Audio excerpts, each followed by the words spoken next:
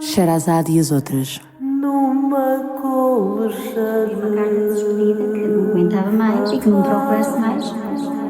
Um podcast, um coletivo a partir de literatura feminina em língua portuguesa do século XX. Escrevi muita coisa que não sei onde foi parar, escrevi até na parte de trás dos cadernos, as coisas altas.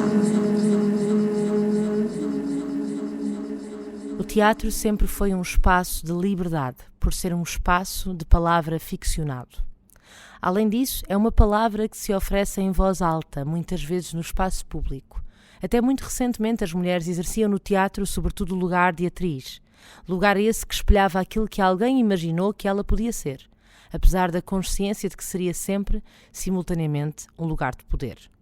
Mas houve muitas mulheres que perceberam que era preciso conquistar também o lugar da criação e afirmaram-se então como dramaturgas e encenadoras, não perdendo nunca o seu lugar conquistado no palco.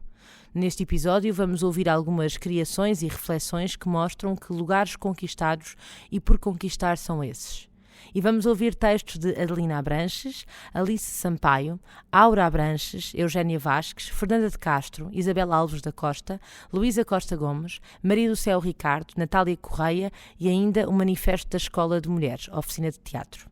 A interpretação é de Ana Lua Caiano e de Cátia Terrinca, com dramaturgia de Ricardo Bolel. O podcast Sherazade e as outras é um projeto coletivo com investigação de Raquel Pedro, tratamento de som por Ivo Reis e João P. Nunes, introduções de Rosa Azevedo. Um coletivo é uma estrutura apoiada pela Direção-Geral das Artes e pelos municípios de Porto Alegre, Elvas, Avis e Ponte de Sor. Mulheres profissionais, mulheres profissionais, mulheres profissionais, mulheres profissionais, mulheres profissionais, mulheres profissionais, mulheres profissionais, mulheres profissionais, mulheres profissionais, mulheres profissionais.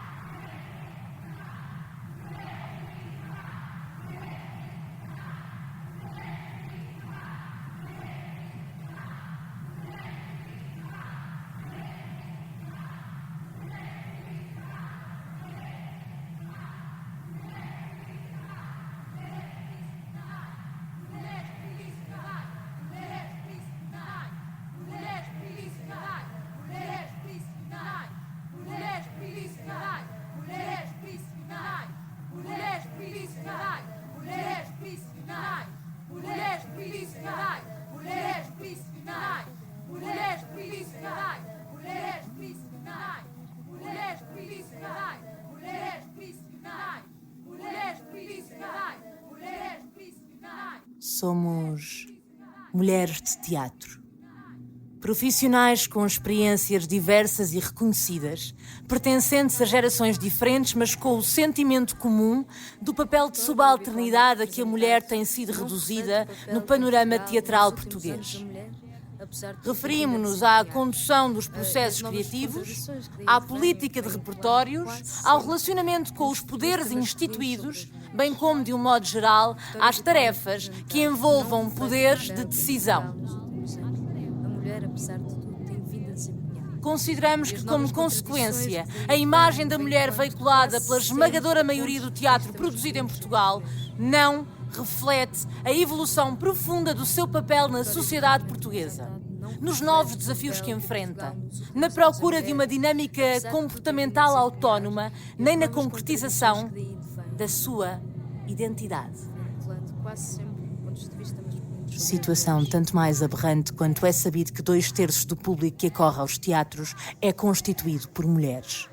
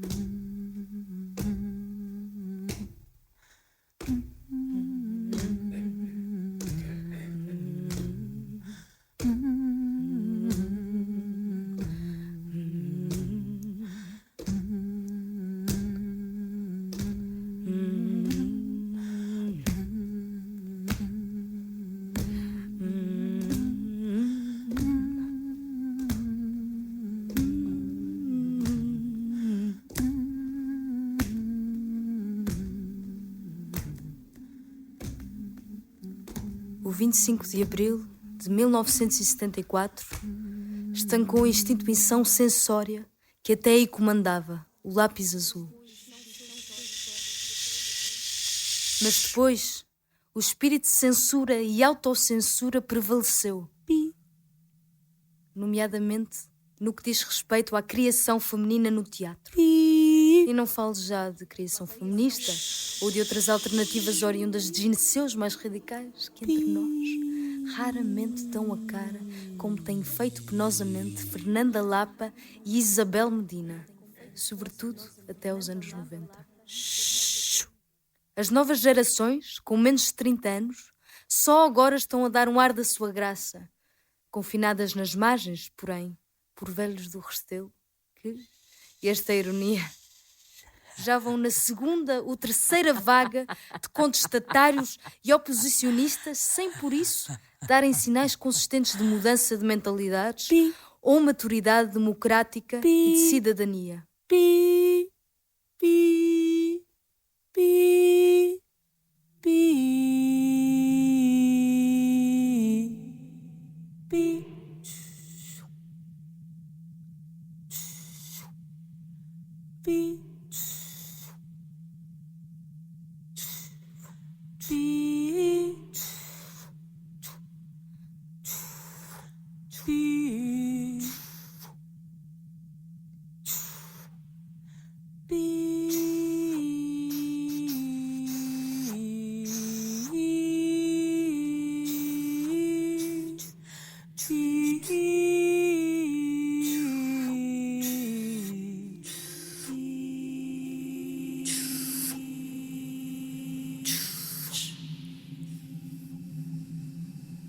Será a fábrica um mal necessário? E se efetivamente a destruição acontecesse? Conversas, conversas, conversas, conversas, inquéritos, inquéritos, entrevistas, consultas e muitas improvisações.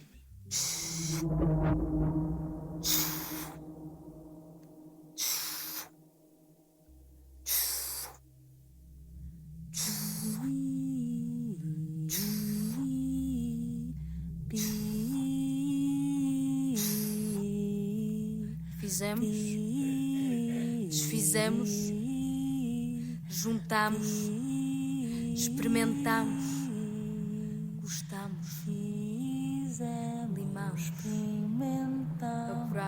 limamos, apuramos, fizemos, desfizemos, juntamos, experimentamos, gostamos, limamos,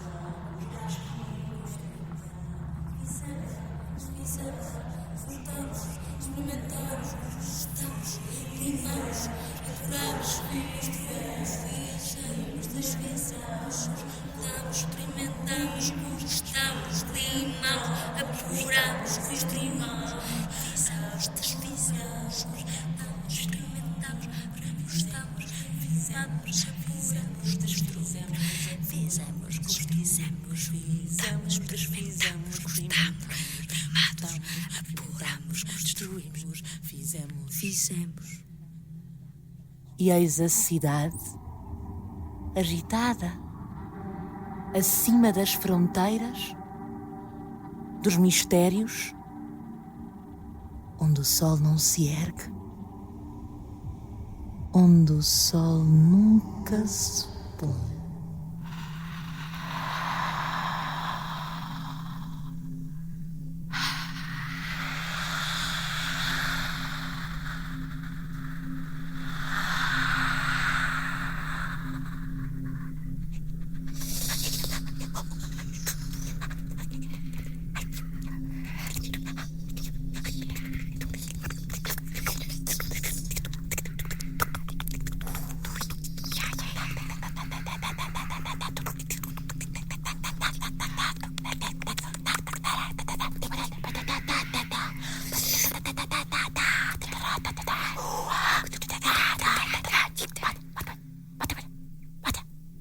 Se de uma parte dizem luz, da outra onde dizer Sombra.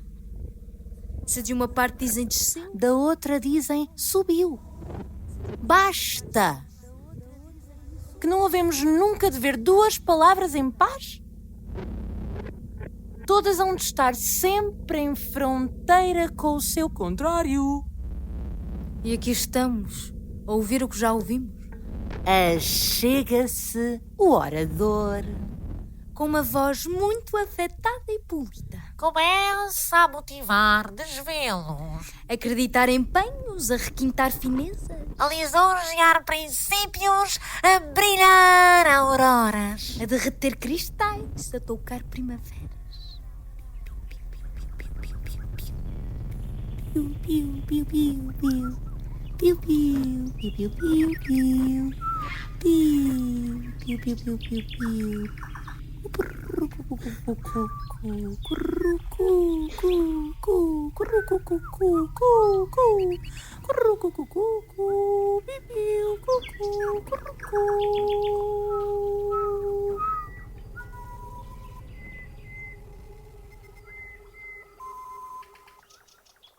Percebia que estava a mais naquele elenco. Pois nem sequer tinha alojamento condigno. Deram um camarim por empréstimo que fui obrigada a abandonar quando o seu verdadeiro dono apareceu.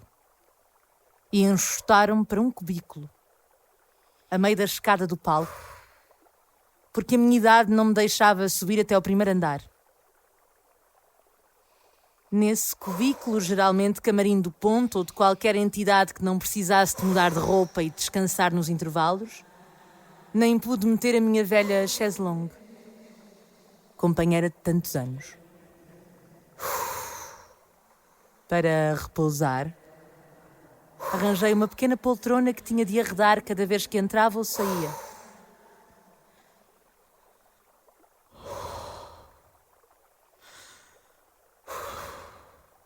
Esta falta de consideração pelos meus cabelos brancos, já não digo pelo meu nome, não só da empresa, mas dos colegas homens, que tinham camarins no palco, magoou-me muitíssimo.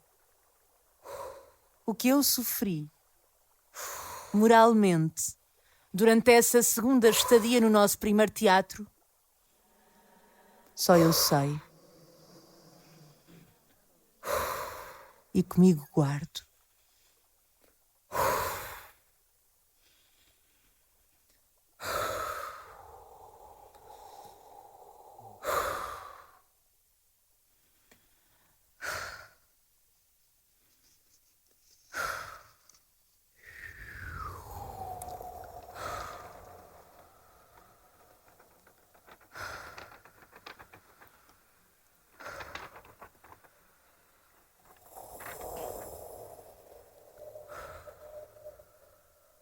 Aqui estamos a ouvir o que já ouvíamos.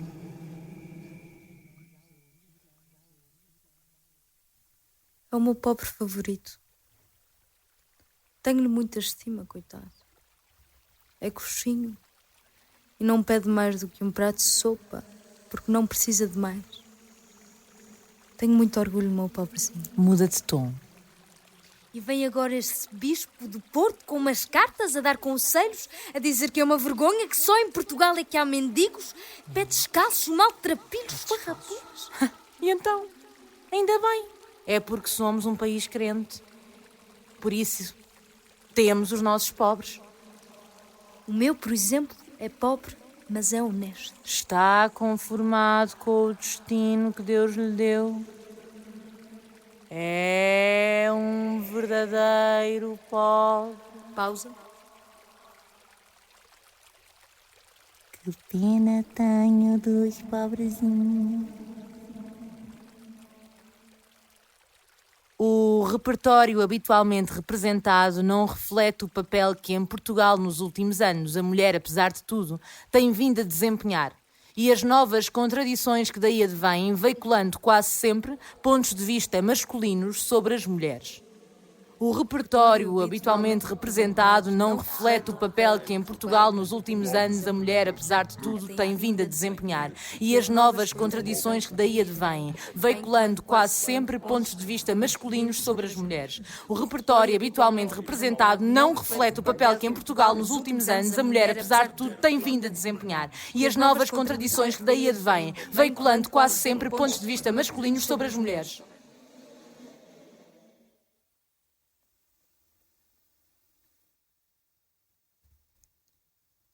Quantas vezes ao chegar ao teatro, dando pelo indesculpável esquecimento em casa das suas relíquias,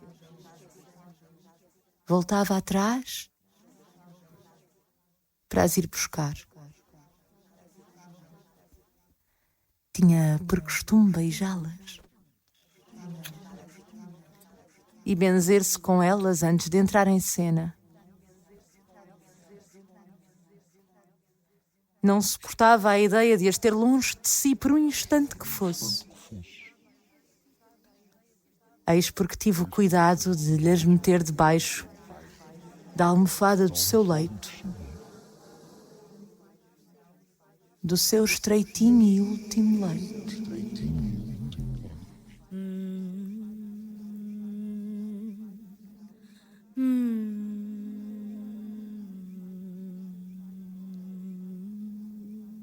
Tenho a certeza de que ficou muito contente por eu não me haver esquecido. Agora que ela já não podia voltar atrás para as ir buscar.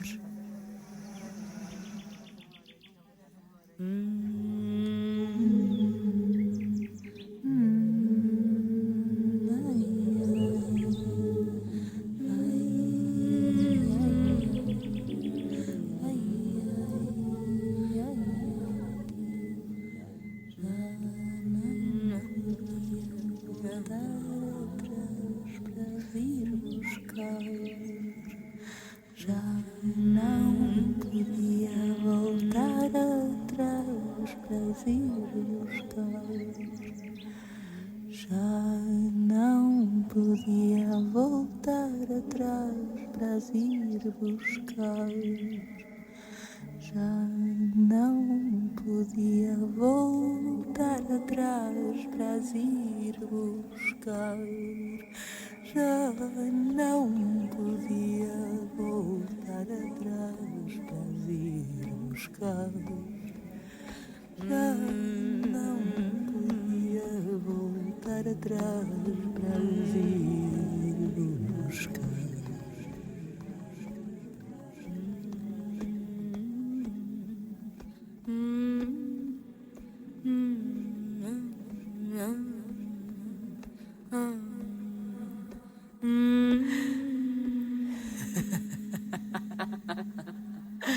Somos colegas, ambos amamos teatro. O teatro é o nosso vício. Depois acrescentou: Um dia há de contar-me a sua peça. Envergonhada, mas tímida, disse-lhe com inteira sinceridade: Não vale a pena, palavra de honra que não vale a pena. É uma peça da adolescência. Escrevia quando tinha 20 anos. São essas.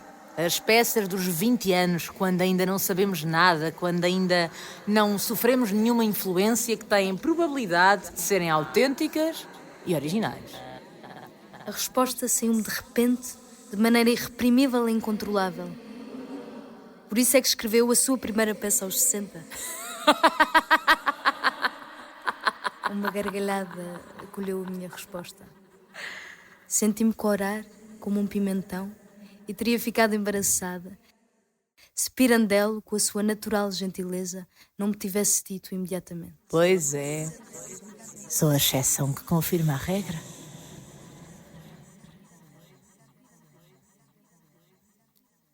O movimento do teatro independente que eclodiu em Portugal após o 25 de Abril contou desde a primeira hora com a participação empenhada de muitas mulheres. Com a participação empenhada de muitas mulheres. Com a participação empenhada de muitas mulheres. Com a participação empenhada de muitas mulheres.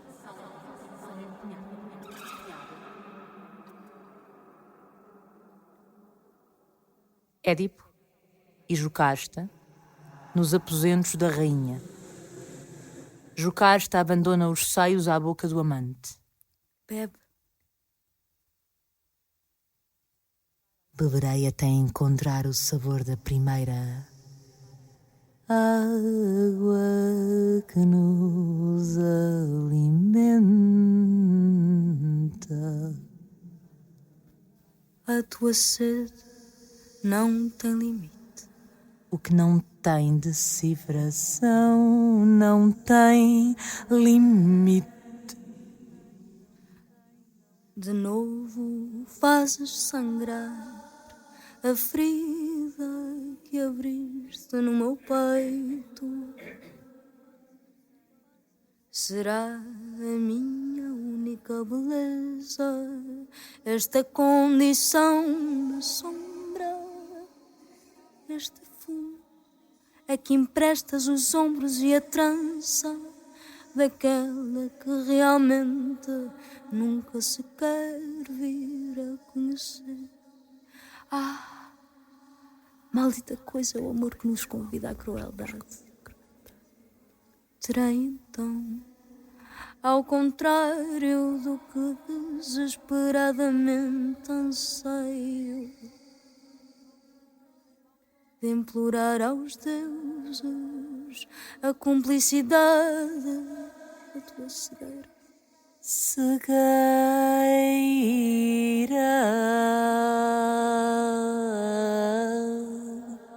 Crês verdadeiramente que eu seja cego? Haverá de facto cegueira no mundo? Não será sempre a mesma luz que nos pertence por direito de nascença e que voltamos para dentro de nós quando as pálpebras se fecham sobre as formas supérfluas do nosso sentir. Já pensaste, minha bem-amada, que os cegos trazem dentro de si intacto esse clarão que só anima as coisas essenciais, porque o não desperdiça a volubilidade das pupilas. Podemos dizer que Édipo descobriu a única consolação capaz de comover as suas amarguras. É um coração apaixonado que ocupa o trono de Tebas. Será o momento indicado para lamentarmos a sua cegueira ou de invejarmos a cegueira dos homens enamorados? Não há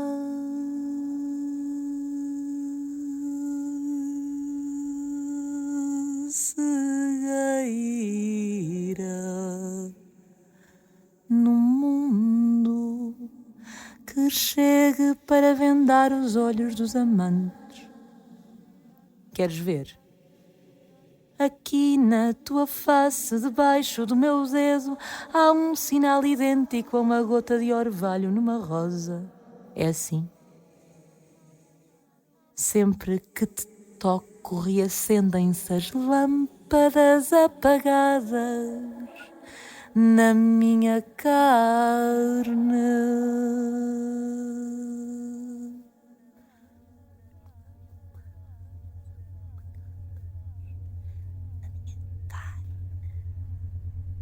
Como me vê?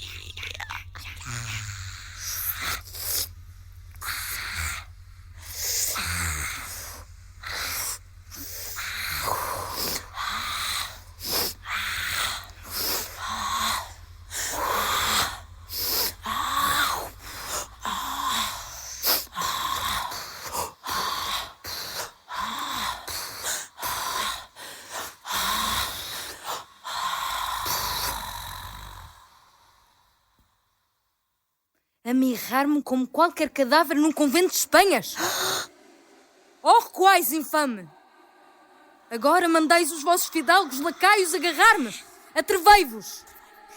Esbirros infames, ou mesmo vós, basquinho rei de Castela, atrevei-vos a tocar-me e cuspir-vos-ei na cara.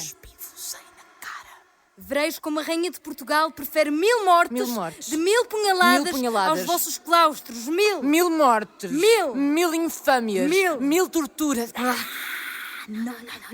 Não me toqueis. Mãos nojentas, afastai-vos. Não. Ama? Minha camareira, acudi-me. Eles perseguem como se persegue um animal ferido na caça. Ama.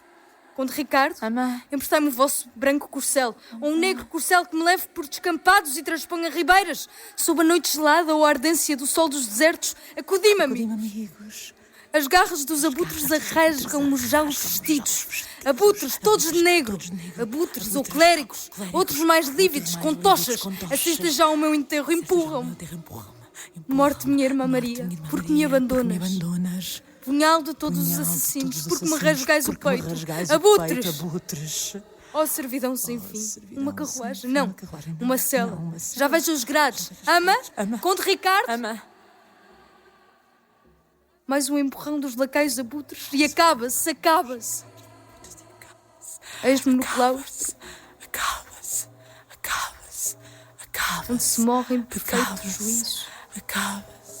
E no mais profundo desespero. Claustro que não aceito, ainda que aprisionada dentro dele. Claustro, oh miséria! Cuspe sobre ti, rei de Castela, nos teus fidalgos, nos teus clérigos, nas tuas pompas. Fúnebres pompas.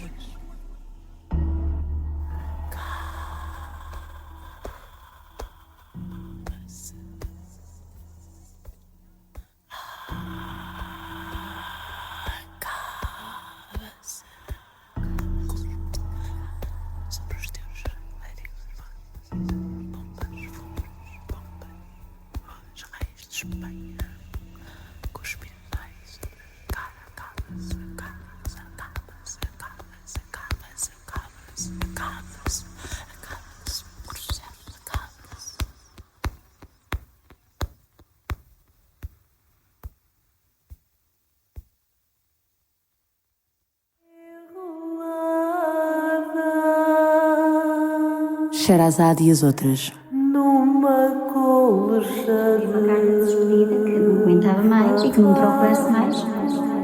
Um podcast, um coletivo a partir de literatura feminina em língua portuguesa do século XX. Escrevi muita coisa que não sei onde foi parar, escrevi até na parte de trás dos cadernos, as coisas altas.